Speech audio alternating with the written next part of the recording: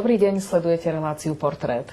Dnes ju špeciálne vysielame pre vás z Londýna. Naším hosťom je hrdina, ktorý takto o sebe nezmýšľa, svet ho však nazýva britským Schindlerom či najslušnejším človekom na planéte. Ako 29-ročný ľavicovo orientovaný burzový obchodník na prahu druhej svetovej vojny zachránil vďaka svojmu úsudku, odvahe a vytrvalosti 669 československých židovských detí pred istou smrťou. Zorganizoval ich prevoz do Anglicka a do Švédska, kde pre nich našiel adoptívne rodiny. O svojom čine dlho mlčal. Jeho príbeh spred 70 rokov bol objavený len nedávno. Postupne sa k nemu prihlásili stovky dnes už dospelých zachránených detí a tak sa Nickyho rozkošatená pomyselná rodina rozrástla na vyše 5000 ľudí po celom svete. Muž, ktorému vďačia za svoj život, oslavuje obklopený láskou svoje 103. narodeniny. Naším hosťom je Sir Nicholas Winton. Sir, welcome. Thank you. Thank you for giving me the opportunity to interview you. How did you celebrate your birthday? Tell me. We had a big party here in the garden, and all my friends came, and it was very enjoyable. Luckily, we had a fine day. For the last few years, while you were celebrating your birthday, you were flying an ultralight jet. Didn't you think of doing something same? Well, I would have flown this year, but the pilot wasn't very well, so she couldn't come. But she's the daughter of one of my children, and she does it professionally, and it's marvelous. How old do you feel? I've never felt old in that way. I don't feel any different actually now to what I did 10 years ago, except that I can't move about so easily. But from my brain point of view, I don't feel any different. Did you ever imagine that life would treat you so well and be so kind to you that you would live so long? No, I didn't. But then life's a lottery, isn't it? It's never as you expect it. Did you have a lot of luck in your life? Very great deal of luck. Without luck on your side, it's all very difficult. Most of what one does in one's life is luck and not one organizes for oneself. What was the happiest moment in your life? If you look back, what you can remind from the past? When did you feel really deeply in your heart and in your soul happy? I think that's much too big a question to be answered. I don't see how anybody can answer that quickly. I don't think so. And I mean, in some of the achievements I've done with my old people's homes, but I suppose the greatest happiness was when I got married. Are you a kind of person who is sharing the happiness willingly and openly with other people, or you just keep it inside? I don't think something is happiness that one can share. One's got to absorb it oneself. If one radiates a certain atmosphere that makes other people happy, that's a bonus, but I don't think one can set out to do it as a policy. And if I would recall the moments of your life when you felt the most desperate, what would we talk about? Which moments? When I felt the most desperate? Yes.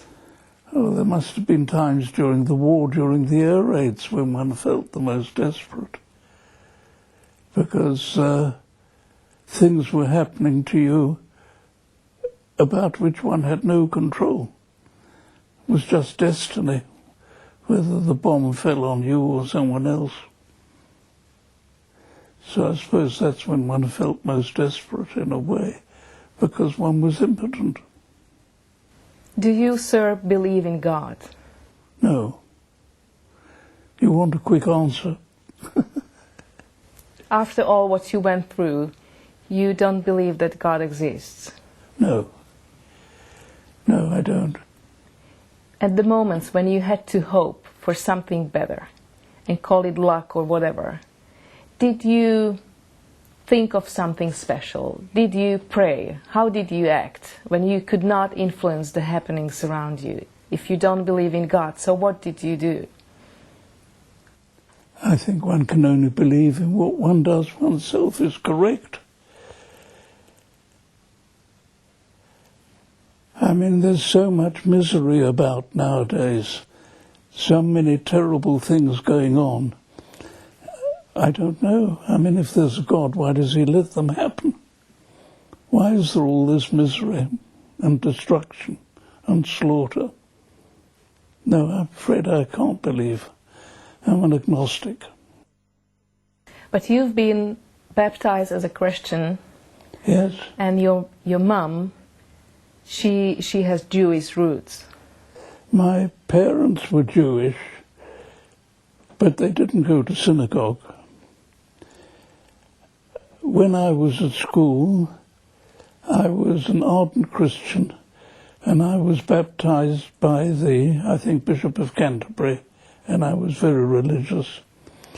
I think I lost my religion when, at the outbreak of war, I saw priests blessing the soldiers on both sides. And I can't think, well, either they're two gods fighting each other, or it doesn't make sense. So I think that's when I lost my religion and became an agnostic.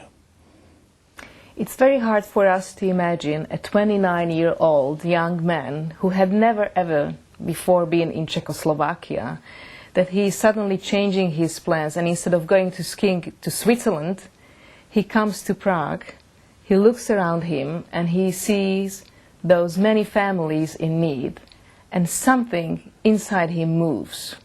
What exactly was that movement? Well, I think that you've perceived something which is much more complicated. I mean, when I went to Prague, I knew better what was happening on the continent than most politicians. Because you had connections? Well, my friends were all the left-wing politicians, Stefan Kripsen, Aaron Bevan, Tom Dryberg, and all these people, Russell Strauss, I knew very well.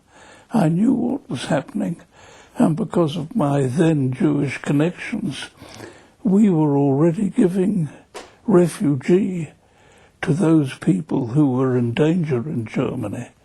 So we knew very well what was happening. Doctors being stopped from practicing, teachers who were stopped teaching, people who had marvellous positions coming over and wanting a bed to be looked after. I felt, and my friends felt, at the time that we knew much more of what was going on in Europe than Chamberlain and his politicians. So you came to Prague very well informed? Well, I thought I was well informed. Of course, most of the other people thought I was very badly informed. So they were disagreeing, arguing with you? Well, you can't argue with people who have that kind of opinion. Those people who didn't believe in the stories of Hitler's atrocities, you couldn't convince. They just didn't believe. It's almost like God, isn't it? You either believe or you don't. Yeah. When you were in Prague, you were courageous. You could say, well, I don't have connections, I don't have that much money that I can save those children and those people in need. I just give it up. But you said, no, I'm going to try. How did you make the impossible possible? Well, anything that can be done can't be impossible. There must be a way of doing it. And it was merely finding out the way of doing it and making the practical arrangements to see that it got done. Once you've decided on that, it's not too difficult. You've got to be determined, that's all. Were you lucky to find people who could help you at that time in Prague? Did you have your good friends, your own team? The teams that I met in Prague at that time were committees which already existed. There was a committee looking after the people who were fleeing from Hitler because they were Jews. There were people fleeing from Hitler because they were communists. There were people fleeing from Hitler because they were known anti-Hitler people. And there were 5 committees existing trying to help people who were in that state. So I had access to these committees, and it was purely a question of saying to them, if I can do it, I will try. But at that time, nobody had gone to the Home Office and tried, because everybody said it wasn't possible. But nothing that's not impossible must be possible. Did you keep this for yourself for your whole life? Did it become, or maybe it was a special characteristic of your personality? Well, it is my personality. That is my personality. How do you like then when people say you, even now, that something is not possible, it's not doable, it's not manageable? Well, very often they're right. But in those cases where I think that they're wrong, if I think it's not impossible, then there must be a way of doing it. Just a question of hard work, persuasiveness. How is it possible that many other young people didn't act? They didn't do anything. Did you question yourself? Why did it happen? But then, as history has shown, a whole lot of people did do something. Many more people than one believes did something. And if, as some people in Germany, if they did what I did as an Englishman had done, they would have been arrested. I mean, it was a very dangerous situation. So, anyway, some people are interested in helping humanity. That's for humanity today to decide and make up their mind. Because we're not going the right way at the moment, are we? What are you afraid of if you say we are not going the right way? Well, I don't think that the major problems today are really being dealt with. We're dealing with all kinds of problems which are artificial. I mean, the fact that one of the main problems in the world today is water shortage. One of the main problems today is overpopulation. All these, there are very few people who are dealing with these major problems. One of the great people, of course, who tried to deal with it is Václav Havel. And he's still got his yearly convention, which deals with these subjects. But not a lot of people are working in that direction. Do you think that we're paying attention and investing money into the wrong things? I don't think money is the key to it. Money is not the key. No. Money is the result, not the key. No, the key is just to want to help your fellow men, not to immerse yourself in what happened in the past. Because as a famous German philosopher said, there's only one thing we've ever learnt from the past, and that's that we've never learnt anything from the past.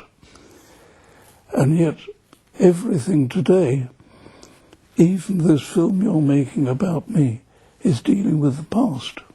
But people have got to stop thinking about the past from which we've never learnt anything and try and build a more ethical society. Well, I mean, it can't be a crisis of money because money is the result, not the cause, of all these things that we're suffering.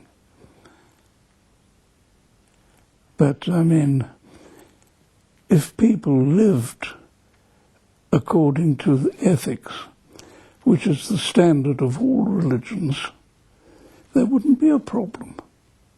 It's quite easy. Live an ordinary, decent, ethical society and be prepared to compromise. So in this society, if you would give a good advice to your grandchildren, how to live into the future? You'll have to ask my grandchildren what I've taught them. What did you tell them? What did you Well, teach? I don't know. I didn't tell them anything like that. All they might have learnt from me is from example. I've never lectured them. You've been a stockbroker at the time we talk about in Prague, and then later on you dealt with money for whole your life. No. No? I didn't deal with money after the war at all. You said yourself no? When I came back from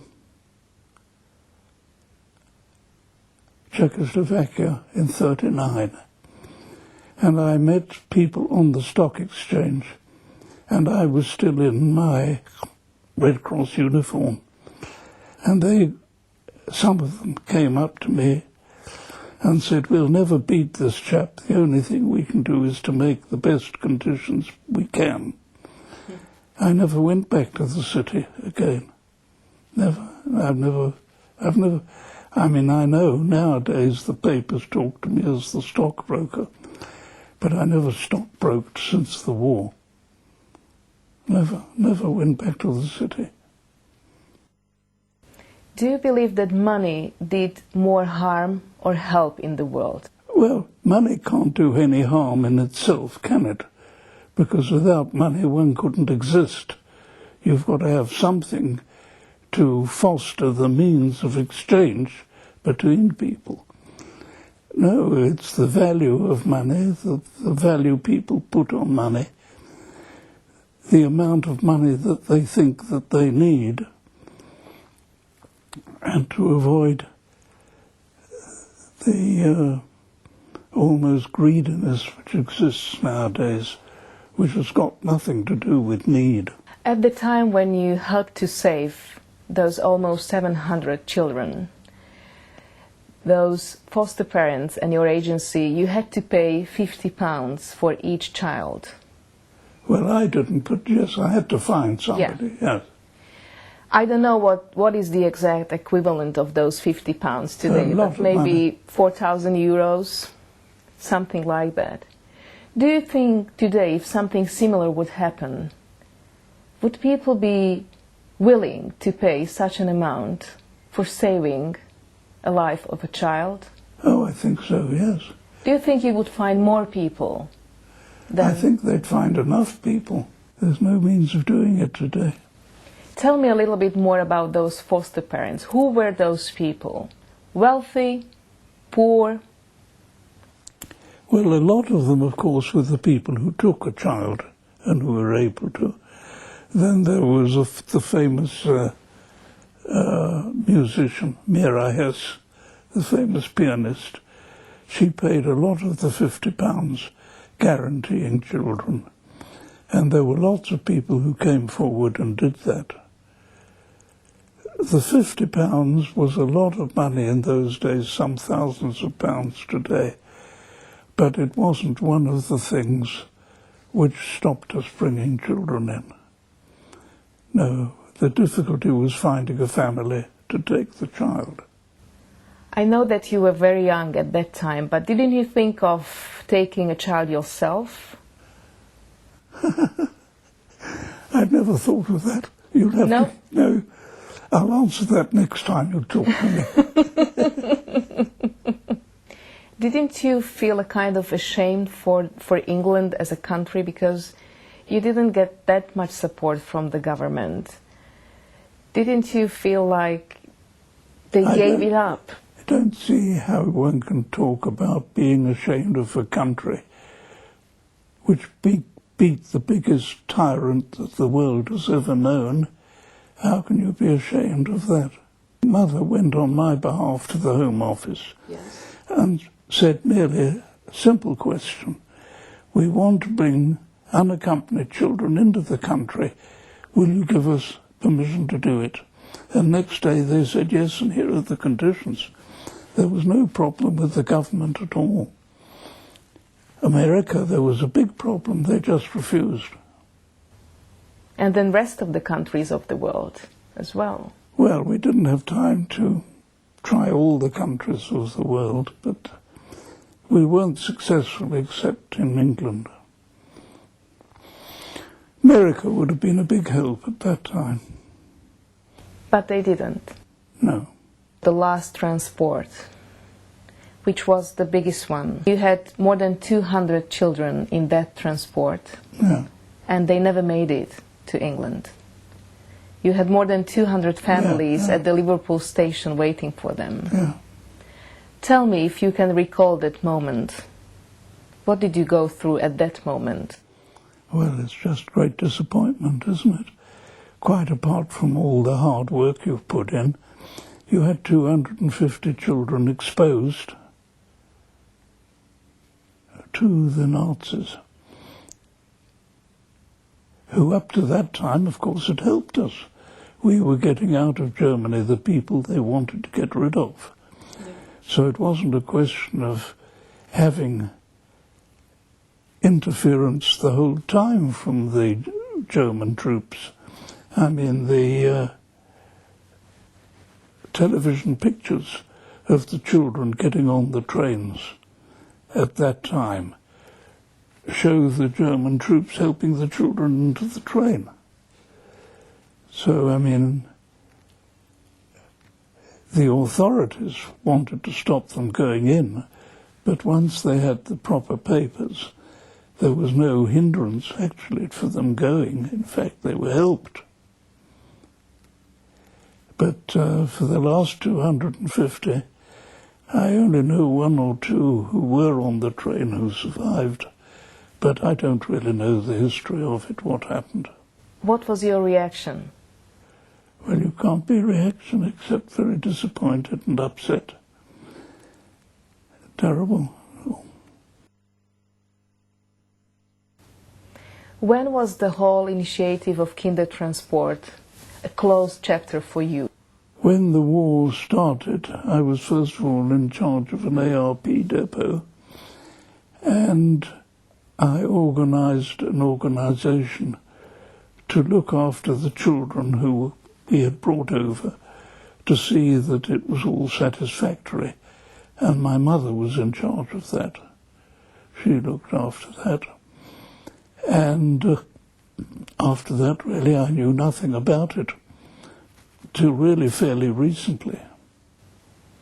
Why did you decide to act this way? Because you could follow the life of those kids. You could search for connections, for information, but you never did. No. Well, now it happens the other way. I know. Thanks God it is happening. But at that time, you made your decision. You think a young man running around England looking for young children would be appropriate? Well, I might say so. But you made your own decision. You wanted to have your own life, your another life? I didn't make a decision not to. Mm-hmm. I didn't make an affirmative decision to do it, which is something quite different. Yes. So it just happened? Well, I was doing other things. I was earning my living, making ice cream. Making ice cream? Tell me a little bit more about that. Well, there's nothing more to tell. Did you make and sell ice cream? When I came back, I saw Mother, who was playing bridge, and I said, we've now decided to live in England and I've got to find a job. And she said, I played bridge with a gentleman yesterday who started a factory in Maidenhead making ice cream. and he's looking for somebody with financial knowledge, and I've joined him. At that time, did you already meet your wife? Yes, that was after I'd met my wife. That was when we came back from America. We were on America on our honeymoon. You know, when a young gentleman meets a beautiful girl, he loves to show up in the best way he can. And I just wonder if you told her your life story. What did you do at the age of 30 or 29? How did you spend your evenings? Instead of dancing with girls during evenings, you've been in the office helping. You're asking for something that happened 80 years ago. I know. I think you're asking a bit much now. Did you tell her the story of the Kindertransport? Well, she knew about it, but then she had the same type of experience in a way, if not worse than I had, because she was Danish. She was working with a group in Denmark which were helping those who were endangered by Hitler to escape. She was imprisoned by the Nazis, so she knew all about that. At that time, when you looked into the future, were you positive about the future of your family? Did you believe that the better times came? Well, I think one's got to believe in the better times. If one only believed in the bad times, I don't think one could exist nowadays. When you think what's going on today, if you believed in all the bad things that are going on and not hope that some of the good things might one day prevail, it would be pretty bleak, wouldn't it? Did you help people around you during that period? I don't think I did anything for the community till we got a mentally handicapped child ourselves. And then I started the society in Maidenhead, looking after mentally handicapped children, MenCap.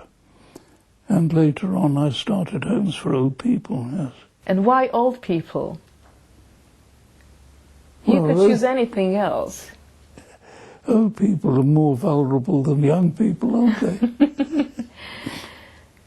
And how did they react when, I've seen pictures, you visiting them and talking to them, and well, many of those old people were younger than you, and you went there supporting them. Yes, but you can't always work out people's age by the number of years they've lived. Some people are old at 40. Some people are young at 80. Did you think of how they look at you? No. Here comes Sir Winton at his age, supporting us and helping us. Yeah, I find that a bit embarrassing, like this. If you would have to name the source of your vitality, what it would be, Mr. Winton? I don't know. I don't know what it is. I think it was, first of all, believing